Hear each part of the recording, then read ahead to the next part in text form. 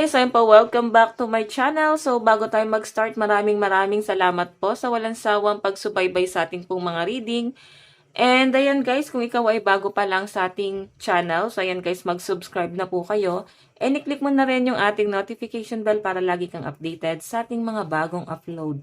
And sa mga nais po palang magpa-private reading, ay iwan ko na lang po yung link sa atin pong description box below.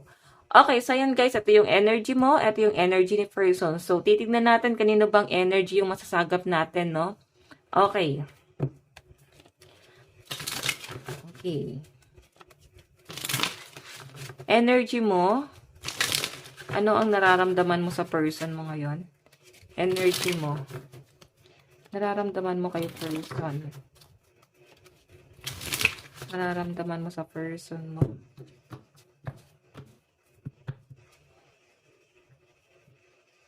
Okay. Ano naman ang nararamdaman ni person mo sa'yo ngayon? Nararamdaman ni person mo sa'yo ngayon? Nararamdaman ni person. So, yan guys, kung naiinip po kayo sa ating pag-shuffle, pwede nyo na guys, i-skip yung ating pag-shuffle, no? Okay, so titignan natin. Okay, dun muna tayo guys sa energy ni person. Ano ang nararamdaman ng person mo sa'yo ngayon? Meron tayong The Empress. So guys, nakikita ko, nararamdaman niya ngayon sa'yo, nag-e-explore siya, no? Ibig sabihin, meron siyang iniisip. May mga pinaplano siya rito. Para bang yung katahimikan is babasagin na niya, no? Babasagin niya na yung katahimikan yung dalawa kung hindi kayo guys nag-uusap. Kasi, nag-iisip na siya rito guys, nag-e-explore na siya, yan, no? Marami na siya guys nare-realize dito. So, the Empress siguro nare-realize niya na sa'yo, kampante siya or maganda yung magiging future niya sa'yo. So, I think isa yun sa pinangihinayangan niya, no? Yung tandem niyang dalawa. So, tingnan natin paano katignan ni person ngayon. Meron tayong 9 of Cups. Sabi ko na nga eh. 9 of Cups, guys, is wish card. So, para bang babasagin na nga niya yung katahimikan dito. Kumbaga, nagmamadali siya rito na maayos kayo. Para bang wala siyang sasayangin panahon at oras ngayon. Kasi, grabe yung pagmamadali ni person 9 of Cups, oh. Pag ito guys lumabas, ibig sabihin, inaasam-asam ka ng person mo. Kukulitin ka niya. Okay? Feeling niya kasi wala na siyang time. Nasasayang yung panahon at oras niya na hindi pa kayo guys nasisettle. Siguro ilang araw or buwan na kayo hindi nag-uusap. So, siguro tama na yung haba ng panahon na hindi kayo guys nag-uusap. Kasi marami na siya guys nare-realize dito eh. So, titingnan naman natin guys, ano yung magiging action ni person? Action niya ngayon. Oops, kunin natin. Diba the sun? Ibig sabihin guys, alam nyo guys, hindi ko ma-explain yung nararamdaman ko, no? Pero, tignan mo na lang yung the sun, kumbaga parang sumabog siya. Ibig sabihin, nandun siya sa point na, para bang nagmamadali siya, para bang siguro meron siyang nabalitaan sa inyo or natatakot siya, meron siyang kinakatakot dito na baka mapunta ka sa iba or pwedeng nabalitaan niya na single ka pa rin or single ka na and para bang magpe-first move siya rito guys. Okay? Na para bang ayun, available na rin si person. Parang ganyan, available ka na rin finally kaya guys gagawa siya ng first move dito. Okay? Siguro guys, matagal nga kayong hindi nag-usap nito. So, ito yung magiging action niya guys. Mangungulit siya sa inyo. Okay?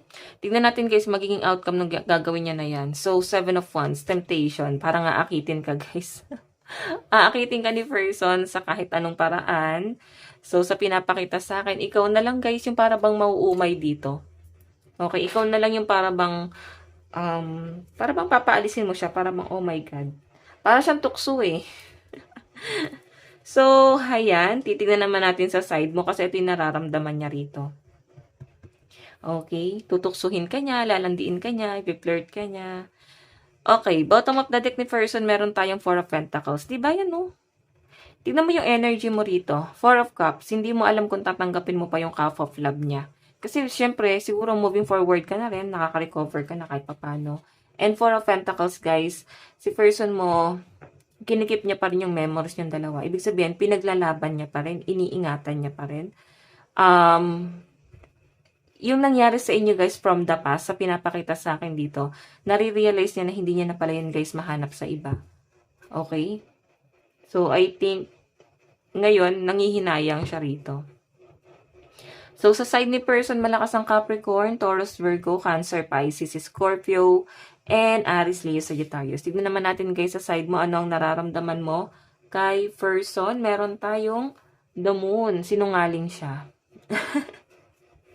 Diba? The moon kasi, guys, sinungaling, maraming tinago, malihim, hindi nagsasabi ng totoo sa inyo, guys. Okay, yun ang tingin mo sa kanya. Sinungaling siya, wala siyang tinupad sa mga plano niya. So, magmamadali siya rito para lang siguro sa sarili niya. So, para bang babalansin mo yan, guys. Okay, tignan natin ha. Anong tingin mo sa kanya ngayon? The Sun. New beginning. Ito yun, no? So, nakikita mo pa rin siya na someone na para bang kahit pa paano option mo pa rin siya. Oo, magiging option mo rin tong person mo to. Kasi hindi naman ikaw yung nag-first move, hindi naman ikaw yung bumalik. Siya naman, guys, yung bumalik dito. So, may dahilan ka para i-reject siya. Para habulin ka niya. Ganon. So, once na ginawa mo yon, nakikita ko dito sa person mo, guys, i-flirt ka lang din niya. Kumbaga, nagmamadali siya, wala na siya kisasayangin panahon. Kaya nga parang isa siya sa magiging option mo rin dito, kahit na sinungaling yung tingin mo sa kanya. Or nahihirapan ka, or natatakot ka nang magtiwala ulit. So, tingnan natin, guys, ano naman po yung magiging action mo. Meron tayong the High Priestess, ibig sabihin, mas magiging matalino ka na ngayon. Okay? Nandun ka na sa point na mas malakas na yung pakiramdam mo ngayon. Hindi kagaya dati, guys, na kaya kanyang paikot-igutin. Ngayon, mas magiging matalino ka na kasi High Priestess. So, tignan natin, guys, ano naman yung magiging outcome na to. Oh my God. Mukhang ikaw, lalayo ka rin. Tignan mo, meron kang relocation dito. Siguro, ito yung napag-desisyonan mo. Na para bang, siguro iniwan ka niya, inabandon na ka niya. Yun yung tumatatak sa isip mo. So, nandun ka sa point na hindi ka makapag-decide. Nandun ka sa point na iniisip mo yung connection nyo. Siguro may mga anak kayo, may family kayo, or pwedeng mahaba na yung panahon ng pagsasama nyo. So, may mga pinanghihinayangan ka rin, pero may negative rin, syempre. Iniisip mo yung pag-iwan na ginawa niya sa inyo. So, I think kailangan mo na mahabang panahon para mag-isip dito. Kahit na ganito yung gawin niya sa inyo, na para bang i-flirt ka niya. So, siguro, guys, hindi ka, guys, makapagsalita. Hindi mo masabi sa kanya yung totoong nararamdaman mo. Kasi hindi naman siya ikaw. Siya kasi, guys, may mga sinabi siya or ginawa siya sa inyo na nasaktan ka. And ikaw, hindi mo yung kayang gawin. Kahit sa kanya or kahit kanino, guys. Hindi mo kayang gawin. Tignan natin, guys, yung bottom of the deck mo. Meron tayong Ace of Cups. Diba? Fear ka magmahal eh. Kumbaga, nandun ka sa point na sinayang mo yung pagmamahal. Parang ganyan. Sinasabi mo siguro yun sa kanya. Parang sinayang mo yung pagmamahal na binigay ko sa'yo. Hindi mo ako binalue. Hindi mo ako pinahalagahan. Hindi mo ako iningatan. The strength, siguro, guys, inaantay mo na bumawi siya rito. So, I think, yes, gagawin niya yan. Ayan, no, strength kayo. Maaring magkakayos din kayo. And nararamdaman mo na maayos din to. Mukhang bibigyan mo lang din ng leksyon tong taong to. Okay, kasi para bang nagabol ka sa kanya or yun nga, guys, maaring matagal eh. Matagal hindi kanya kinontak. Tapos ngayon bigla siya magpaparamdam, no? Out of the blue. Bigla siya nagparamdam. So, guys, sa side mo malakas ang water sign, Cancer, Pisces, Scorpio, Aquarius, Gemini, Libra. Okay? Strength, Leo. Tignan natin saan na mapapunta tong relasyon nyo.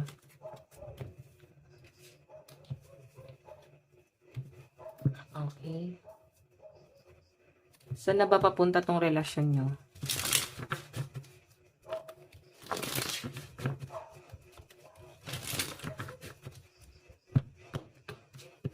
Oops.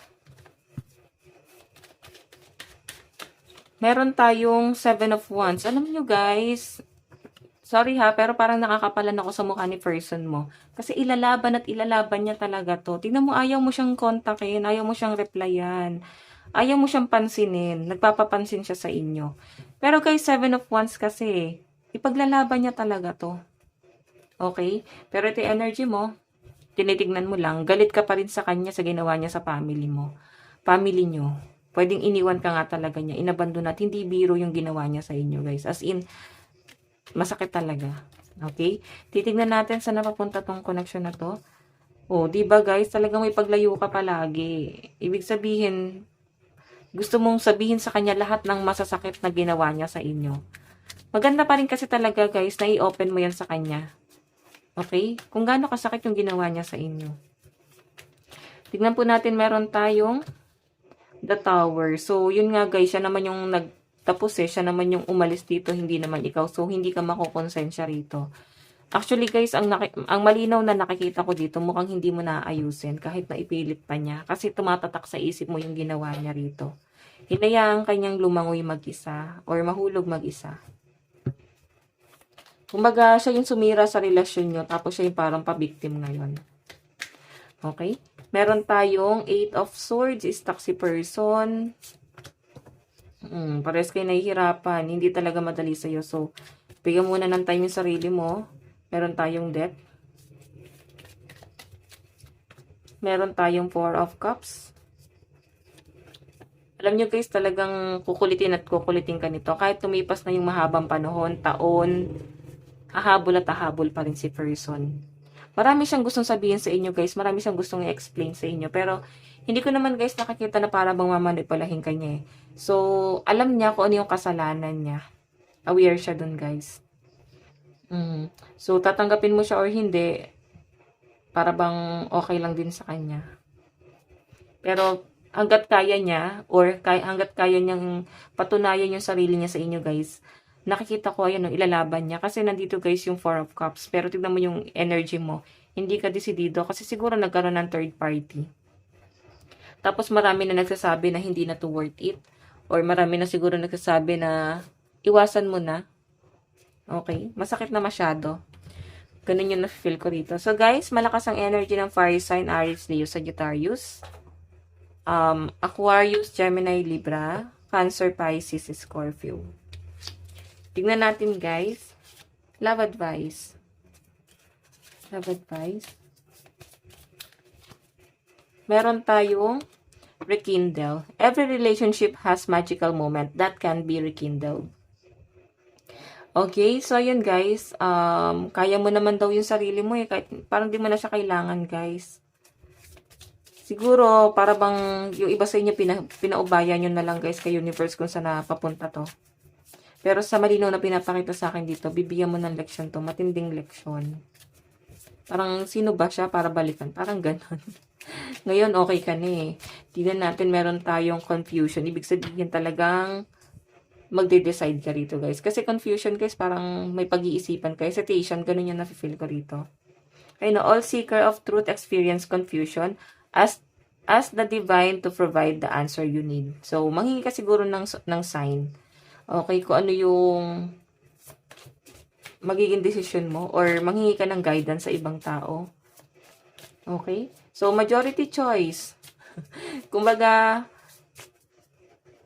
magkakaroon ka ng option. Tapos, kung ano yung pinakamaraming both, babalik ba o hindi, tapos marami nagsabi na wag ka nang bumalik, siguro, yun na yung pagtuunan mo ng pansin. Kasi I think, sila mismo nakikita nilang may mali doon. Tignan natin guys, love message ni person, mensahe ni person. Meron tayong sometimes I stay awake thinking about you. So, marami talaga siya guys pinagsisisihan. Meron tayong I want to be more than friends. Oh my God, mukhang ito ay wala pa kayong label pala. Pwedeng friends lang, tapos on and off pa. Tapos biglang magpaparamdam, biglang mawawala. Ayan, nararamdaman ka ni person na umaalis ka sa connection nyo. Meron tayong I don't react when people mention you. Ibig sabihin, aware kasi siya na may kasalanan siya. So, pag may mga taong nag-open about sa'yo, nag-aalangan siya guys na i-open yung topic. Tapos pakikinggan niya na lang guys. Meron tayong I knew exactly what I was doing. So medyo matigas pala ulo ni person guys. Hindi siya papakontrol sa inyo. So hindi na nga guys wala na nga say-say pala to. Okay, meron tayong I want to feel that way again. So matigas ang ulo niya pero gusto ka pa rin niya guys ma-feel. Gusto niya pa rin sa feeling mo. Yun yung pinapakita rito, no? So, nasa inyo guys ang desisyon, ano bang plano mo rito. Kasi nakikita ko mukhang matagal kayong hindi guys nag-usap tapos biglang magugulat ka bigla siya magpaparamdam. Kumbaga, siguro guys, inisip-isip mo rin siya nung nawala siya. Tapos, nung hindi mo na siya guys inisip ng matagal na panahon, pwedeng matagal na kasi taon bago mo guys tuloy ang nakarecover dito sa taong to or buwan. Nung panahong nagre-recover ka na, hindi mo na siya guys naiisip. Bigla siya guys magpaparamdam. Okay, bigla siya guys mag-ano sa inyo. Sasabihin sa inyo na mahal ka pa rin pala. Namimiss niyo yung connection niyo. Okay, so guys, ito lang po ang inyong daily love reading. Hanggang sa muli, God bless and love you. Thank you.